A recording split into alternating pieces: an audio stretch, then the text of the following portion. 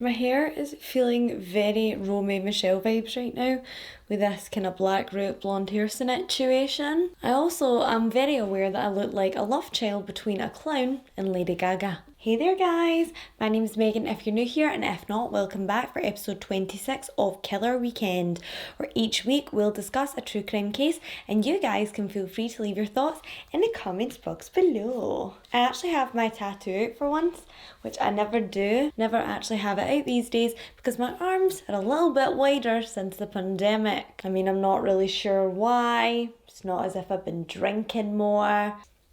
By the way, shout out to my boyfriend who makes the best cocktails. Like seriously, if you're gonna get someone to, lock it down, go for someone who can actually make a drink because mwah, chef's kiss. If you like all things true crime, UFO, supernatural, conspiracy theory, and all that gooey stuff in between, then please hit that subscribe button and I'll be here for you every Friday and on and off every couple of Wednesdays with our Weirdo Wednesdays, where I'll talk about something spooky I've heard. Now, I know, don't at me, I know we're not here on a Friday, okay? Don't come at me. But I had a little issue with my camera. If you follow me on Instagram, you will know my camera is not my friend. Sometimes she records, sometimes she doesn't. It just depends on how she feels that night. So here we are. We're here on a different day. Am I happy about it? Not really, but we'll move on. I will leave a small disclaimer at the beginning of this episode. It does involve details of violent crime, sexual crime against a minor, also violent crime against a child, and also details of self-harm and suicidal thoughts. If that's a trigger point for you, then please do turn away now. The hair is wild. We're ready to go. Loving life.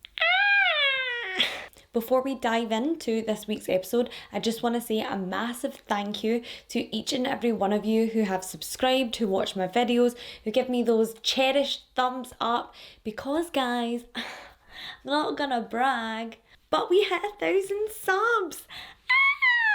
I'm so excited, I'm so fancy. No, but in all seriousness, thank you so much guys. I just want you to know how much I appreciate you all.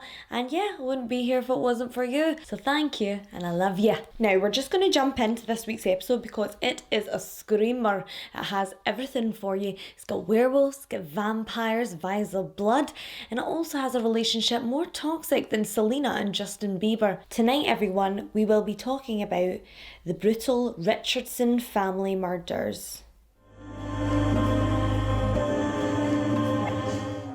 So to start this episode, we're going to rewind. We're going to jump back in time. Remember the song? Anyone saw Back to the Future? No, just me because I'm 50. Okay. But yeah, this was a time of bad hair, prints, blue eyeshadow, and a little bit of sexy golden girls on the television. I always wanted to be a Blanche. I feel like as an adult, I've accepted I'm definitely a Rose, not the sharpest tool in the shed. And for a lovely couple named Mark and Deborah Richardson, this was also the time for romance. You see, the two had had quite a troubled kind of upbringing and early adolescence. They both had been treated for substance abuse and they were starting to get themselves back on track after seeking treatment. Deborah had been sober for a lot longer than Mark. She was actually 6 years older than Mark, and go for it. You want it, you got it. And Mark himself had just finished his own program. It was said that Mark was extremely dedicated to becoming sober and creating a life for himself that he would be proud of. Deborah was kind of part of this.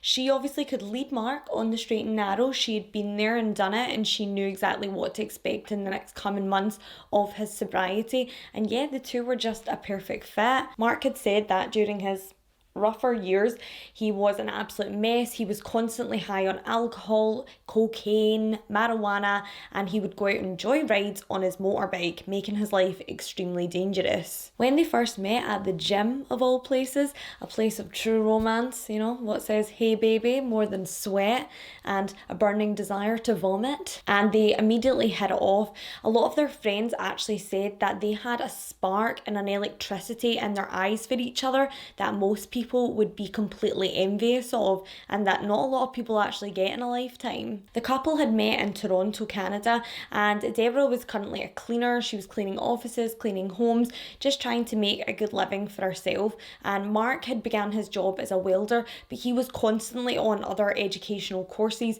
trying to work his way up in electrical engineering. The couple then moved to Calgary into a small townhouse, but Deborah always felt quite cramped in the townhouse. She didn't feel like it was, big enough to support she, Mark, and then whoever might come along later.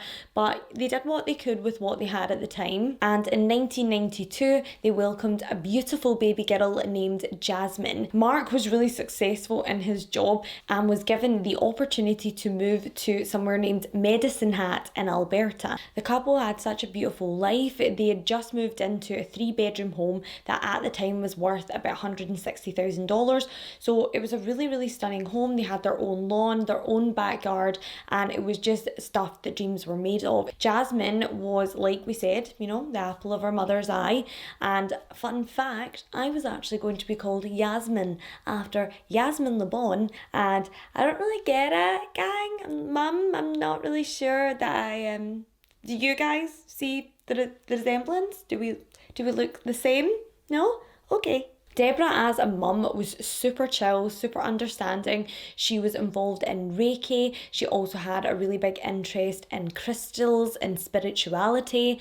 I'm sorry guys, but anytime someone mentions loving crystals, I just imagine Spencer Pratt, like in the intro for The Hills, and he's like holding the crystals to his head. I mean, I'm not here to judge. Do crystals work? I don't know. If you're a crystal user, not that kind of crystal user though, let us know in the comments. Do they work? Is it all a myth? Should I go out and buy some amethyst? As the family begin to build their home, essentially, they are again blessed with a little baby boy in 1998 named Tyler Jacob Richardson.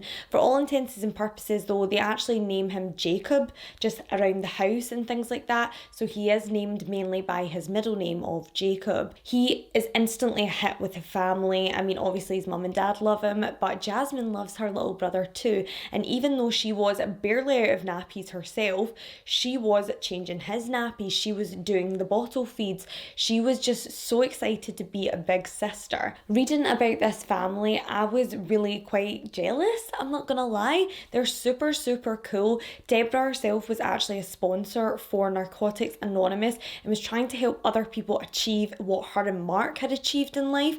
She didn't want to just, keep the secret to herself. She wanted to give the secret of success to other people, which just makes her even more of an amazing person. The date of April 23rd, 2006 starts off like any other. A little boy named Gareth, who lived next door to the family, actually saw the cars in the driveway and thought, I'm gonna go next door and see if Jacob wants to come out and play, because in 2006, 8-year-old Jacob was very close friends with the little boy next door. So he runs next door, rings the doorbell. I mean, I'm sure we've all done that as teenagers or as children. You used to ring your friend's doorbell and their mum would answer, frazzled in her nightgown, and be like, no, they're having their dinner now. And you'd wait on their steps like a psycho until they were done with dinner. Yeah, those were the days. And this was exactly what Gareth and Jacob were used to. They used to stay over at each other's houses, and Gareth was wondering why his friend wasn't answering the door. The cars were in the driveway, so he yet again rings the doorbell, knocks on the door a little bit more aggressively this time, and still no answer.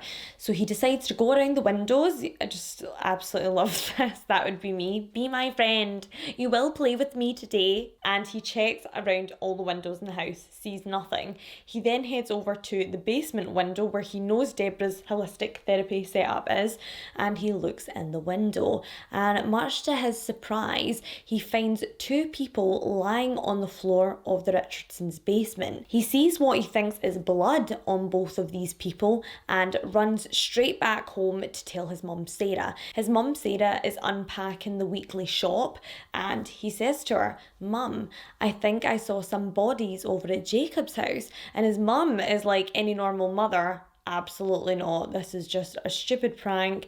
And she says to him, are you serious? Because you better not be lying. And he says, no, I saw bodies at Jacob's house and I think they had blood on them.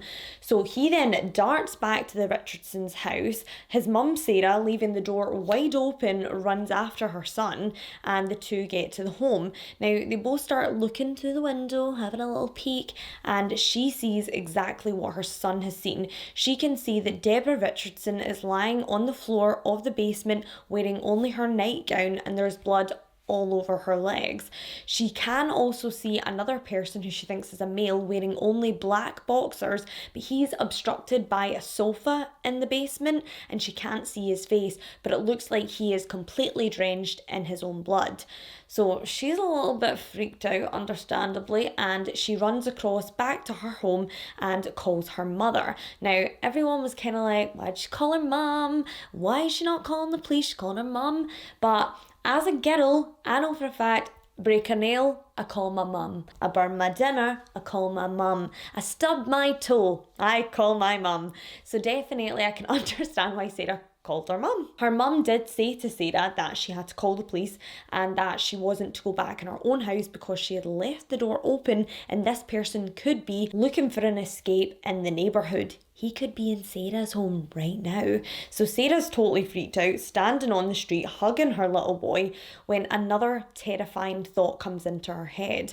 Gareth was actually meant to be staying with the Richardsons the night before. He only didn't stay because his grandmother managed to get last minute hockey tickets for them and they decided to have a sleepover instead. So her son could have been one of the victims. Police do arrive on scene and the house is a nightmare. There is blood all the way up the staircase and they hear a slight whimpering coming from down in the basement. So they think that possibly someone who's been attacked in the basement could still be alive. So they rush down to the basement carefully, obviously, because they do not know that this guy isn't still in the house. So they run down the stairs and they find, sadly, that the whimpering is coming from the Richardson's family dog and that both the victims in the basement are now deceased. The little family dog was sitting over Deborah Richardson's body, whimpering and nudging her, trying to awaken her. The police see that Deborah is deceased. She's been stabbed a total of 12 times and her aorta has actually been cut. And a lot of people think with the aorta it's very similar to, other arteries, but it's actually not. It's a slow death and she would have bled out slowly. Then they take a look over at the next victim whose face was obstructed by the sofa and Sarah couldn't identify them from the window. This was actually Mark Richardson, Deborah's husband. He is lying there, but his body is in a very odd position. He actually had his arms up, almost like clenched in a fighting position, as if he'd been murdered whilst trying to protect himself. They also find a screwdriver lying not too far away from Mark, and they can see that he's possibly tried to use this in defense while he's been attacked. He had been stabbed 24 times. 24 times. And he had tried to maintain, this big strongman persona and protect his family. Because of the positioning of Mark's body, when they first heard the whimpering and seen that Mark was kind of in a posed position, they actually thought that he was the one that was still alive and making the whimpering noise. That's why they rushed over to Deborah, and then they realised that his hands had actually been frozen up mid-attack in rigor mortis. Once the investigators secured the scene and knew that the killer was no longer on the premises, they then started following the blood trail. Now, as we had mentioned, there was blood heading up the staircase and it was almost like a large smear going right up the banister, as if someone had actually dragged a bloody hand up the stairs. Absolutely terrifying. They follow this trail of blood and they head up onto the first floor of the family's home. The first room that they encounter is what they think is a young girl's bedroom. It's all pink, there's teddies, canopy bed. It's all very, very girly until they see the large pentagram and black duct tape on the little girl's wall. Not sure how I feel about that one. When they get inside the room, they notice that it's oddly immaculate. They see nothing looks disturbed, and there is no blood in this particular room. The only blood that they can find is actually a slight smear of blood on the light switch. So they find that a wee bit odd because this attack happened in the middle of the night, they presume. And Deborah was in her nightgown, so they think that it would be very odd for an intruder to start switching on the light switches and awake the whole family. They then move on to the next room along the hall, and I will give you a trigger warning. This is brutal and involves the death of a child. So if that's a little bit much for you, then just give it a little skip a few seconds. When they reach the next bedroom, which is a purple little boy's bedroom, they see an absolute bloodbath. There is a pool of blood right in the doorway of the little boy's room. They also see blood spatter up the walls, everything, and they notice that on the bed is the body of 8-year-old Jacob Richardson. Jacob has been stabbed 4 times and also had his throat slit. They believe that his throat being slit was his final wound. However, he didn't die instantly, as he'd managed to clearly fight his attacker, which they knew by the bloody lightsaber that he'd used to protect himself lying close by. He had this little lightsaber toy amongst all this other Star Wars memorabilia, and it was just absolutely tragic. This room that was once filled with laughter and toys and good memories was suddenly a horror show. Police then started going from room to room, trying to find out a bit more about this family that has been savagely executed, and they see from photos dotted around the home that this isn't a family of 3, it's a family of 4, and missing is a young 12-year-old girl. They start to go into kind of panic mode because they think that possibly the motive behind this murder has been to access Jasmine. Has someone perhaps killed Jasmine's entire family solely for the purpose of eliminating any threat and taking her out of the home? They also worry that maybe the killer has hidden Jasmine's body in the home, and best case scenario, maybe she was staying at a friend's house and she was the intended target, but she wasn't actually home to be abducted. So please don't find Jasmine in the home, and their fears are kind of realised when they know that she's not staying with any of her friends.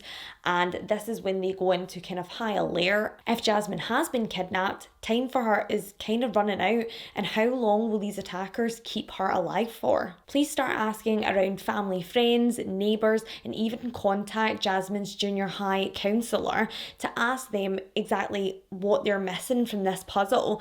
And sadly, what the counsellor tells them is not really as rosy as the family portraits in the home would suggest. The guidance counsellor states to the police that Jasmine was a very troubled young girl, and that only months before the murder she'd been in her office asking to be put up for foster care or adoption. She wanted to be emancipated from her parents. Now, obviously the guidance counsellor took this extremely seriously. She was worried that perhaps Jasmine was being abused either physically or sexually, and she wanted to know what was going on in the home that was so bad that 12-year-old Jasmine didn't want to be there anymore.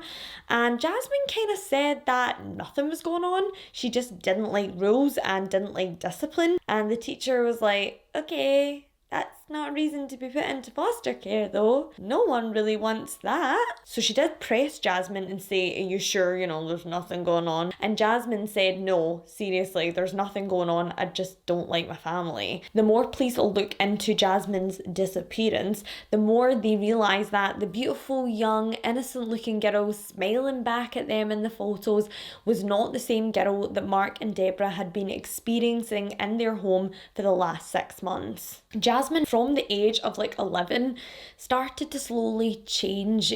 She was naturally absolutely gorgeous, much like her mum. She had a big, beautiful smile. She had gorgeous kind of icy blue eyes and dark hair, the perfect combo. And she just had a real maturity about her.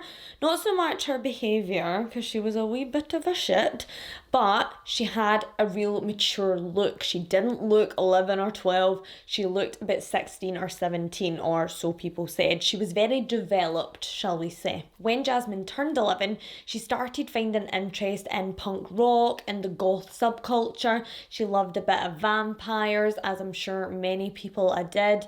I know me, I was obsessed with Buffy when it came out, Spike especially. If you know, you know. And also, I was obsessed with Twilight. I used to actually, cringy moment, leave my bedroom window open, hoping that my very own Edward Cullen would just happen to come in my bedroom. I probably had more of a chance of Richard Ramirez coming in my bedroom window, but I was 14. I wasn't caring. As time grew on, Jasmine's clothes got progressively darker, so did her eyeliner, her nail varnish, and her lipstick. And her parents did notice this change, but they kind of thought she was just expressing herself. She was very into Wicca and also alternative forms of religion, and she just wanted to express herself. They didn't see any harm in that, especially when her very strict Catholic school saw the size of her skirt being more like a bell and was like, no, no, no. Her family were like, well, I mean, she's not harming anyone and she's just, being herself. So they didn't actually punish her for not following her school's uniform rules. And well done to them, because I really don't think the way you dress affects how you are educated. I mean, I remember in my high school, they were so strict. They had the strictest dress code. It was like a little bit SS behaviour. And one of the head teachers used to actually scream at you as you entered the school if you were wearing anything that was not black. So if you were wearing like a little pink fuzzy jacket, you were told to get it off because it wasn't school uniform.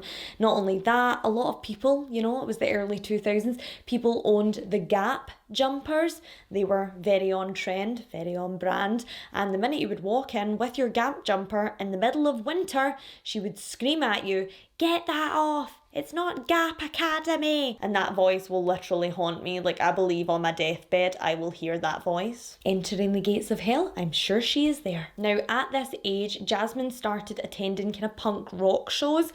So literally it would just be some smelly basement and a band, if you can even call it a band. And at these concerts, she happened to have her world turned upside down when she met 22-year-old Jeremy Steinke. That is the man's real name.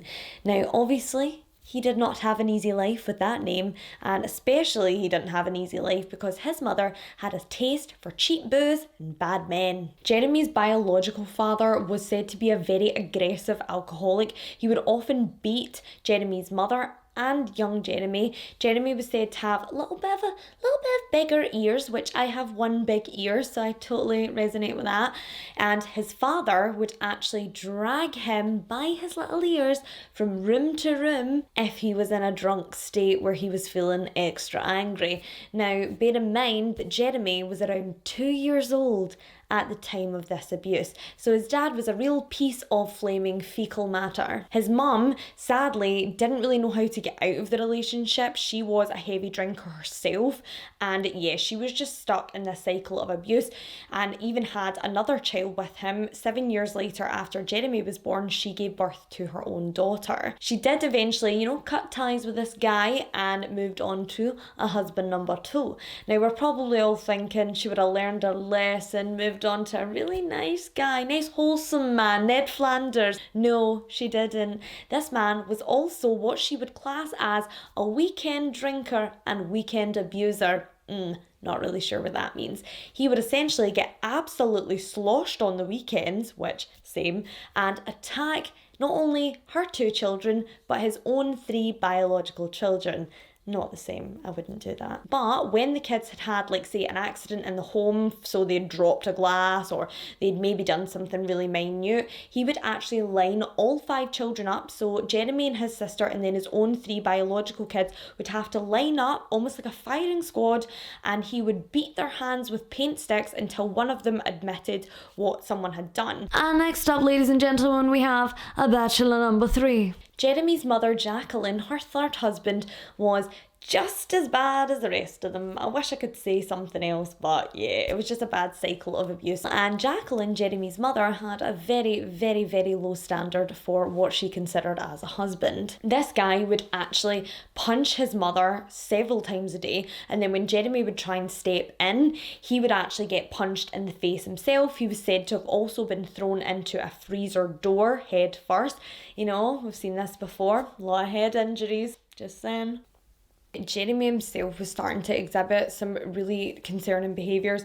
He was constantly snorting cocaine, he was drinking heavily himself every day, he had dropped out of high school, and he was smoking marijuana. Just the perfect combo for a serial killer. Jeremy did appear emotionally stunted for his age. He often enjoyed hanging out with younger people, like preteen younger. Just say it like it is, Megan. He liked hanging out with children, okay? He liked hanging out with children. And this was something he wasn't really ashamed of, weirdly enough. He would go to kind of underage rock punk shows where there was all children attending, and he was just bopping along, enjoying himself. He was obsessed with anything dark and mysterious, and in his early 20s, his look shifted into a more kind of dark, vampiric look. He was very into the goth silk culture, and he wore black nail varnish, he had guy liner, he carried a vial of his own blood around his neck. Not my thing, but you do you. There was also something kind of different about Jeremy. Was it that glazed over look in his eye? Was it the predatory way he befriended children? No, maybe it was the fact that he was a self-proclaimed 300-year-old werewolf. Yes, you do not need to adjust your volume. I said werewolf. Jeremy was a frequent user of websites such as vampirefreaks.com. He also loved MySpace, Nexopia, and he found these platforms a great way for him to express his true werewolf self. God, I loved MySpace. I was so emo on MySpace. Like, literally every picture was me eating my fringe. I also really loved the fact that you could put some song lyrics on it, and I had my personal favourite, Another Heart Calls by All American Rejects, just to get that extra oomph of teen angst out there on my MySpace page. My name was also Biscuit Rocker, and that is something I will never live down. But we move, and Jeremy himself was even more dramatic than me, if humanly possible. His childhood had undoubtedly shaped him into a very angry young man, and he made this very, very apparent on his social media sites. He was extremely racist. He listed on one of these sites that his dislikes were prostitutes, aka kind of like sex workers, but he didn't use those nice words. He used very violent words to describe these women, and also the N-word. He said he didn't like that, so we know he's that kind of monster as well. On his list of likes and interests, he listed BMX, scarification, also razor blades. Just the stuff that every mother wants for her little girl. In 2006, at the age of 12, Jasmine's mum and dad started to notice a massive change in their little girl. She was no longer this happily, bubbly, normal preteen who loved martial arts and hanging out with her friends. She was very, very dark, very quiet. She didn't really want to socialise with the family, and this was something that didn't go unnoticed. Jasmine's darker persona did from time to time feature on her social media accounts. She had usernames such as Runaway Devil and also Killer Kitty, with a couple of X's thrown in there and a couple of underscores, because it wasn't a 2000s email address if it didn't have an underscore in it. Jasmine also lied about her age on these sites. She said that she was 15, 16, anything but her actual age, which was 12.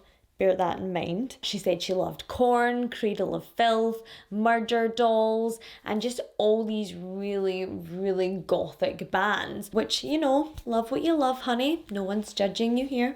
Safe space. She also listed on her list of likes as false eyelashes, eyes, and kinky shit.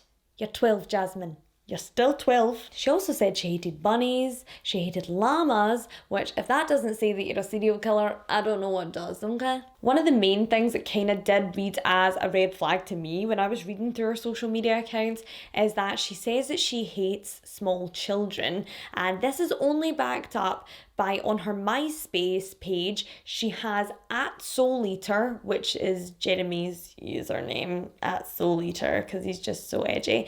And she writes a message to him saying, @SoulEater, we need a small male infant with a harness, and it shall make Wookiee noises and do my math homework, ... and wear bells. and wear bells. It's very try-hard, Jasmine. I'm not here for it. I feel like they were just trying to make themselves interesting. I know that sounds so mean, but I feel like they were. I feel like it's those kind of people who think liking something gives them a personality type. Like those people who are obsessed with Harry Potter, Team Gryffindor, and they think that actually makes them a more interesting person, which it's cool to love Harry Potter. It's not a personality. Sorry. Jasmine's family were completely oblivious to this relationship. I kind of feel so wrong even calling it a relationship. I feel like it was more Jeremy and his abusee, but still. At their first meeting, when they met at the punk rock show, Jasmine claims that she said that she was 14, whereas Jeremy said that no, she said that she was 15. 16? 16, Megan. I can speak, I promise I can speak. Must be the vodka. However, Jeremy, when he did find out that she was 12 and he was 23 at the time, he was like, cool babes, you and me against the world, love her. And all of her friends thought that this was not okay. I mean, they liked Jeremy for all intents and purposes, but him dating her was a whole other level of creepy. Even his friends were kind of like, yeah dude, she's a child. But Jasmine couldn't see through this. She was looking through rose-coloured glasses, and to her, this high school dropout who carried blood on him, who claimed to be a werewolf, who was highly dependent on cocaine, was like baby daddy dreams for her. Sadly, at the age of 12, the relationship for Jasmine and Jeremy becomes sexual. And this obviously would have had a detrimental effect on Jasmine's mental state, I'm assuming. She was only 12. I don't even want to know how that would affect a young girl that age. And she becomes obsessed with Jeremy and vice versa. He is obsessed with Jasmine and his whole life revolves around her. He would send her emails calling her things like sexy beast and lover. And yeah, I just can't. You're 23, dude. She's 12. They would be at house parties as well, and people would say they'd be like licking each other's faces and just like face to face kissing the entire night. I mean, I'm not even about that, and I love my fiance. He's of age, which is acceptable, but I just think that kind of thing sort of shows how unstable he was. He was in public, like, kissing this 12-year-old little girl. In 2006, Jeremy actually gifts Jasmine with a vial of his own blood so she can wear it around her neck like a necklace. Just what every girl wants for Christmas. Dear Santa, I will take a mobile phone, a Game Boy, and a vial of hemoglobin, please. Mark and Deborah, being good parents, soon realised that the changes in Jasmine are a little bit more than the normal teen angst and teen rebellion. So they decide to look into her computer activity. And this is when they find terrifying emails from Jasmine to Jeremy and vice versa, calling their 12-year-old daughter sexy and talking about her in a sexual manner. They obviously are horrified with what they find, and they take her computer privileges away from her and say to her that she is never to see this man again, because that's what he is. He's a man. And they decide to put her into family counselling. Now, they do everything, which I just feel so bad. You know, they lock her in her room, they say she's not allowed to go anywhere after school, and Jasmine and Jeremy still find a way to communicate. Jeremy would call Jasmine through her friends' mobile phones and like sing to her down the phone. He would literally write songs, like awful songs, and just serenade her down the phone, which makes my skin crawl. But Jasmine, on the other hand, she was loving it. She was loving life. She was like, oh my god, he wrote me a song about blood and death and destruction. Sign me up. But her mum and dad were totally unaware that this was all going on behind them. They actually thought that the counselling was working for Jasmine and that she was starting to become more and more receptive and involve herself more in family life. So therefore, they thought, what better way to kind of reward Jasmine than by allowing her to attend a couple of these punk rock shows. The only catch was they would also attend as chaperones. So Jasmine wasn't really bothered by this. She still wanted to see her friends. She didn't really care if her mum and dad were there in the background. So they attended one of these rock shows. And I just can imagine, you know, these two suburban parents just bopping along to heavy metal, doing the little, you know, the white parent finger wave that all white parents do, the little, it's not a family party if there's not a finger wave. And they were just dancing, having a good time, and they noticed Jasmine is gone. They turn around, they can't find her, they look around all for her. She's not in the toilet, she's not in the club, but she is in an alleyway with her 23-year-old werewolf boyfriend having a nice little kiss, a little disco winch, if you will. And her mum and dad are horrified, separate the couple, and Jasmine is kicking and screaming, and yet again they take away her phone, take away her computer, and sadly this is not enough to get them away from each other because they have the public library computer and they start emailing each other. Jasmine makes it very clear how much she hates her family and how she thinks they could sort all their problems. In one email, Jasmine writes, "Roar, I hate them. So I have this idea. It begins with me killing them and me coming to live with you." And Jeremy kind of fobs her off a little bit. He's like, "Yeah, well, I mean, we need a better plan than that, babe." Because I think up till this point, Jeremy was all talk about the murder, the guts, the gore, the killing people. I mean, he had actually never killed anyone before and he was acting like he already had and speaking like he already had. So I think it was more like this fantasy land for Jeremy, this werewolf who would go out and kill people at night. And when she actually wanted him to act upon that, I think he probably was a wee bit taken aback and kind of like, "Yeah, it was all a joke, babe." But for Jasmine, it wasn't a joke. Jasmine was actually drawing pictures like little comic book strips with stick figures showing her family essentially burning to death in their home. And Jasmine was very, very clear that she wanted Jeremy to kill her family. She would constantly ask him in front of people, like she didn't care. She would talk to her friends about it when she would, head to the local 7-Eleven, grabbing slushies. She would be casually talking about the fact that her boyfriend was going to murder her whole family. The couple at this time became obsessed with the movie Natural Born Killers.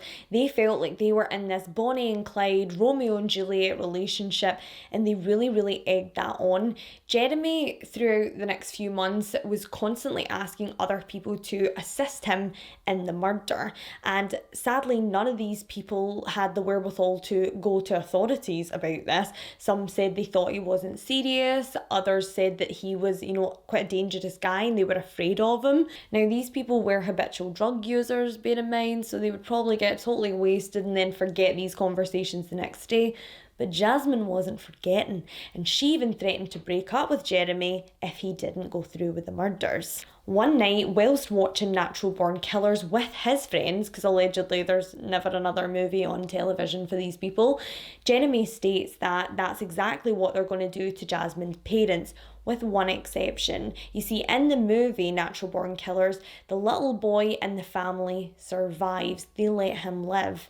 And Jeremy said that was the one exception, that Jasmine's little brother Jacob would not make it out alive. Upon learning about this information from Jasmine's family and friends, please now realise that Jasmine is not an innocent abductee, but she's probably a willing participant and they are on the hunt for she and Jeremy Steinke. Jasmine's friends actually tip police off and let them know of the direction they believe that Jasmine and Jeremy would be heading in. So the police then put out an all points bulletin to be on the lookout for Jasmine and Jeremy in Jeremy's truck. When the next morning comes, a young rookie cop named Erin Ewart is actually starting his shift and he hears about the, be on the lookout notice, and he starts thinking to himself later that night, perhaps they'll be heading for gas and snacks for the road trip. So he then heads to one of the largest gas stations nearby him, just hoping in the chance that they'll possibly drive by. And lo and behold, at 7 a.m, guess whose truck comes rolling in? It's Jeremy's truck. He hangs about to see who comes in, who gets out of the truck, and notices that it's young teenage girls that get in and out of the truck. He also notices the Alberta license plate and believes that this is exactly the truck that they should be looking for. He kind of hangs off, follows the truck, things like that, and in the meantime, Jasmine and Jeremy are in the bed of the truck, hiding under a blanket. He does eventually call for backup and approaches the truck, in which he finds Jeremy and Jasmine in the back, and Jasmine has no pants on, so there's that. During their interviews, Jeremy is very besotted with Jasmine. He talks only about Jasmine, how obsessed he is with Jasmine, how amazing Jasmine is.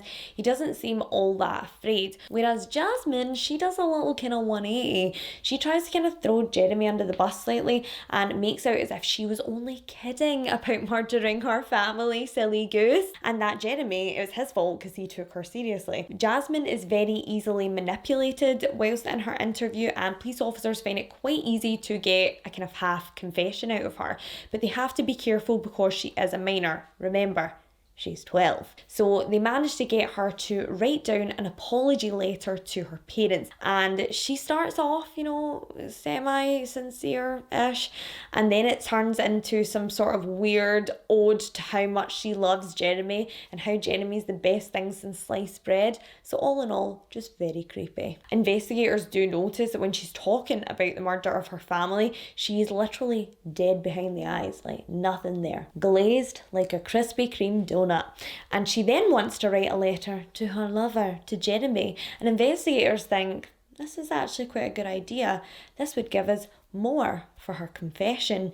So they allow Jeremy and Jasmine to exchange a couple of notes to each other. And yeah, they're a lot. I feel like they're a lot to handle even as a normal person. This confession tactic actually worked like a charm because the both of them have the combined intelligence of a 5-year-old child. And the letters were very, very telling as they read. From Jasmine to Jeremy.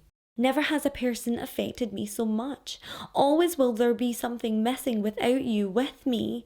My lawyer tells me we're legends. By the way, legends is spelled incorrectly. Ha! Closer to immortality, it would seem. Monday I'm being moved to Calgary. Sadness. I need to stay in contact. Then Jeremy writes back to Jasmine. Dear Jazz, I love you more than life itself. I've added you to my visitors list, so once you're released, please visit after. Never forget how much I care or that I love you. We can keep visiting each other until we can be together again. Without you, this life isn't worth living. Kisses. The thought of being with you is all that is helping me stay somewhat sane. We shall be together again, I promise. Stay true to your promises, and I shall too mine. Casey continues to lie. I wish I could hold you right now. Stay strong and continue to write me, please. I need you. I love you. I miss you. Kisses. XOXO. Your lover, Jeremy. P.S. You said you want to get engaged? Then here's a cue. Will you marry me? If so, then it is a verbal agreement. And Jasmine says, of course, hell yeah, I'll marry you. And the two are engaged. Jasmine, a 12-year-old, and her 23-year-old werewolf boyfriend. The two are then charged with the murders of Jasmine's family, and Jasmine, fun fact, is actually one of the youngest people to have ever been charged with first-degree murder in Canada. Friends of Jasmine and Jeremy actually come forward and say that Jeremy, on the night after the murders, told several people at a party that he gutted the family like fishes. So that doesn't obviously sound, too remorseful, as if this was something that he'd been forced into. Also, they say that Jasmine herself didn't seem all that remorseful either. Her deep-seated resentment for her parents had been very apparent for a matter of months. Remember the weird stick figure drawings that she drew, and also the fact she said to her guidance counsellor she did not want to be in her family no more. So her friends weren't really sticking up for her on this one. They said that Jasmine, at that same party that Jeremy had said that he gutted her family like fishes, that she was talking about the murders, and then when they asked what happened with her younger brother, her 8-year-old brother, she laughed and said that she slit his throat and then said, ha, he gargled. The jury also had to listen to the fact that when they were picked up in the bed of the pickup truck and Jasmine had no trousers on, she was afraid that Jeremy was going to be charged with sexually assaulting her because of her age. And because of this, she had been chatting about possibly accusing one of the officers who arrested her of taking off her trousers and raping her. So essentially, she was laughing about perhaps ruining this young officer's life, all to save her actual rapist of a boyfriend. Party goers from the night after the murders had also said that Jasmine was completely unremorseful, whereas Jeremy was an absolute mess. They said he basically was shoveling cocaine up his nose, trying to make himself better, whereas Jasmine was loving life. She was laughing, having a great time. She was even laughing at the headline on the newspaper that stated her whole family had been butchered. And not only this, during the party she proceeded to straddle her 23-year-old man-child of a boyfriend and dry hump him in front of several partygoers. After both Jeremy and Jasmine had made their closing statements, it became quite obvious to the prosecution exactly what took place that night. You see, on the night of the 23rd of April 2006, Jasmine's boyfriend Jeremy, on a cocktail of cocaine, vodka, marijuana, whatever else he could get his scabby little hands on, decided to stop by Jasmine's house after proceeding to ask several people to yet again help him with this murder, and no one came forward. He did threaten a couple of people, so fair play, okay, but he then went to Jasmine's home at 4 a.m. and started throwing acorns at her window to wake her up. When she woke up, she then went down to the basement and willingly allowed Jeremy into her home. He was wearing a black hoodie. He was also wearing some sort of fishnet stocking gloves, which is just horrible in itself, and also a neoprene mask. Horrific. He has a large knife on him, so he knows exactly what he's come to Jasmine's house to do. And when he comes in the window, he's rattling around, making a lot of noise, and Jasmine's mum hears this. Deborah runs downstairs in her nightgown, and a lot of people do state, why did she come down on her own? But because Jasmine would often, haul her butt out the basement window to escape to go see her lover, her mum thought that yet again Jasmine was trying to run away. So she runs down the stairs waiting to see Jasmine climbing out the window, and no, she is met with Jeremy wearing a neoprene mask and fishnet gloves on his hands with a big butcher knife. This must have been absolutely terrifying for her because she didn't know it was Jeremy. She couldn't see Jasmine, and yeah, she just was not prepared for what was waiting for her in that basement. Jeremy then lunged towards her and proceeded to stab Deborah over 12 times. When he thought she was dead, next thing you know, Mark comes running down the stairs, having heard Deborah screaming, and like a good husband and father, he comes to her rescue. He grabs a screwdriver on his way down, and he comes down wearing only his boxers. He sees Jeremy, but with the mask, he thinks he's just a crazy intruder who's killed his wife, and he starts trying to get at Jeremy with the screwdriver. Through some form of really bad, dumb luck, Jeremy actually manages to knock the screwdriver out of Mark's hand, and then they are in a complete fight of strength on the floor of the basement. Jeremy is trying to just stab away at Mark, and Mark is trying to choke him, and then when he is starting to lose control because, he's been stabbed several times, he then decides to put his thumbs in Jeremy's eyes and start just digging them right in. But sadly, this isn't enough to save Mark, and he sadly succumbs to his wounds. Jasmine actually said that she could hear her father from the top of the basement stairs. She could hear him downstairs asking Jeremy, "Who are you and why?" Jeremy then leaned in and said to him, "Because you treat your daughter like shit, and she wanted this." So the last memory that this couple have were literally being told that their 12-year-old daughter had ordered this hit on them. It was said that because of their injuries, they actually managed to survive a short while after this, and that, they would have been alive probably to hear the screams of their son coming from upstairs shortly after. Jasmine, at this point, after the killing of her mother and father, is upstairs, and she said that she's comforting her brother, Jacob, when she suddenly realises that he can no longer be left around. I don't know why, but she doesn't want to leave her brother in this world without her parents. That's what she says. She said she felt he was too weak to survive this. So she then kind of puts him almost like in a chokehold while she's cuddling him and starts to squeeze and choke her brother. When he notices she's doing this, he manages to break free and runs out into the hallway, where then sadly he is met by crazy Jeremy coming up the stairs. Can you imagine the fear in that little boy's eyes when he saw this man wearing a mask dragging his bloody hand across the wall? And that was the smear that police saw up the banister. The young boy, obviously in an absolute panic, tries to run back into his room, where he's then met by his sister. His sister then proceeds to stab him 4 times, and this is where it gets a little bit fuzzy, because neither of them want to take the responsibility of slitting Jacob's throat.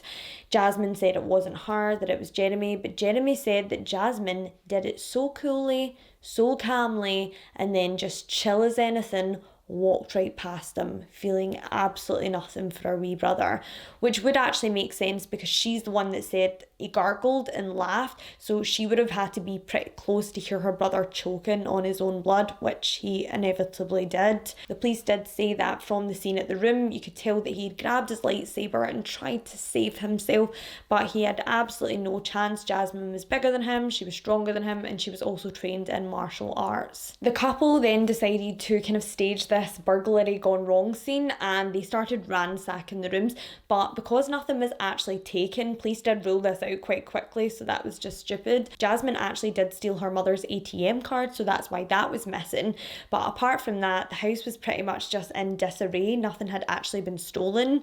Jeremy started freaking out when he was waiting outside for Jasmine, and he then decides to run away to his home trailer because he's terrified that someone's going to see him parked on the street and make the assumption. So Jasmine ends up having to pack her bag and then get a cab from her home to Jeremy's trailer. She uses her mum's ATM card to take cash out, and the two end up showering together and having sexual intercourse. Ew. And then they decide to go to a party, and this is when friends hear them talking about the murders really nonchalantly and making out on the couch. They do toss the murder clothes that they were wearing that night, but this is not enough to get them off scot-free, and sadly their digital footprint is just far too strong for anyone to overlook. Further evidence found by investigators actually showed that Jeremy had been online on several forums stating that he was going to kill her family. He'd written songs about it, he was posting it online just as if it was second nature to him, and yeah, I don't think they really understood or had the cognitive reasoning to understand that this would be on the internet forever, and if anyone tried to look into their activity, they would have found it no problem. Jeremy's mother, Jacqueline, actually was on the stand in Jeremy's defence, saying that, you know, he had been subject to a crazy amount of abuse. Not only that, she'd been a very heavy drinker, and that she'd really overlooked her son's mental health care as he was growing up. It is also heavily insinuated in the book Runaway Devil, which is an amazing read. I'll pop the link in the description box below to that. I got quite a lot of information from that, and yeah, if you're looking for any additional information, it's always good to have a little read. But the authors of this book heavily insinuate that Jeremy had fetal alcohol syndrome, and having a look over the symptoms and things like that, it does make a lot of sense. Obviously his mother was a, you know, self-confessed alcoholic. She was probably drinking throughout her pregnancy with Jeremy. Not only that, he was very emotionally stunted. He was exhibiting several of those symptoms growing up, such as poor reasoning and judgment skills, exhibiting hyperactive behaviour, which his family actually thought that he had ADHD for such a long time as a child. Perhaps he was just misdiagnosed. Jasmine, under assessment, was found to have adolescent onset conduct disorder, which essentially just means that the person suffering from this has a real hatred for authority. They like to start fights, they're very violent, they're aggressive, they have no empathy for others' emotions, and hand in hand that goes with this was another diagnosis that Jasmine received, which was oppositional defiant disorder, and this would totally explain her hatred for her parents or authority figures, and the fact that she was constantly battling with adults, apart from Jeremy because she loved him. But it does actually kind of leave you wondering exactly how this went so wrong for Jasmine, because one of the recommended treatments for both of these disorders is actually family counselling and better communication within the family unit. So her family were doing everything that they possibly could. Deborah and Mark were trying everything that they should have, and it still wasn't enough. On July 9th, 2007, Jasmine Richardson was found guilty of the first-degree murders of her mother, her brother and her father. She was then sentenced on November 8th to a maximum of 10 years. You see, this was because of her age. That was the maximum term that she would be able to serve. Jeremy, on the other hand, never got off so lightly. You see, the following year, he was actually found guilty of the first-degree murders of the Richardson family, and he was sentenced to 3 life sentences, so he'll probably never see the light of day again. Jasmine, though, she was actually able to even attend Mount Royal University and has since been given a new identity, a new name, and she has a pretty normal life by all means. It was said that she is a model of the reform system. Do we know if she's still talking to Jeremy? Don't know. Also, when she was released, she did have a kind of hearing, and it was said that she wasn't really super remorseful. She just said thank you for the opportunity and then left. So yeah, I don't really know if I believe that she's completely changed for the better. I hope she has. The murders of Jasmine's family will now have been completely stricken from her record, and yeah, no one will know that this is the person who committed these crazy crimes. I mean, she could literally be anywhere. She could be anyone. You might even be sitting next to Jasmine Richardson. I hope you all liked this week's episode. If you did, give it that big cheeky thumbs up. It really makes a difference to me and my channel, and I love you so much, all 1,000 of you. I'm such a loser, I'm sorry. If you are a first time watcher and you're thinking, she's okay I guess, then hit that subscribe button. I'll be here for you every single week with another true crime killer weekend story. Also, if you want to know a little bit about my personal life, then feel free to follow me. Not home though, because that's not okay. On Instagram, at Megan True Crime. I also have a little cheeky TikTok page. That wink was extremely uncomfortable and unnecessary, but it's at Megan.truecrime. A massive cheers to all you incredible people who subscribe to my channel. I love you, I love you, I love you. I know I'm tragic, but I do love you. Especially those who watched episodes 1 through 9. You're the real MVPs here, because those were god-awful. I'll have something exciting to celebrate our 1K subscribers next week, so do stay tuned for that, and I will see you very soon. Remember guys, lock your doors, don't talk to strangers, and if some guy tries to sing you a song or serenade you, just run, okay? Just run away. It's tacky and we don't need that energy in here. See ya!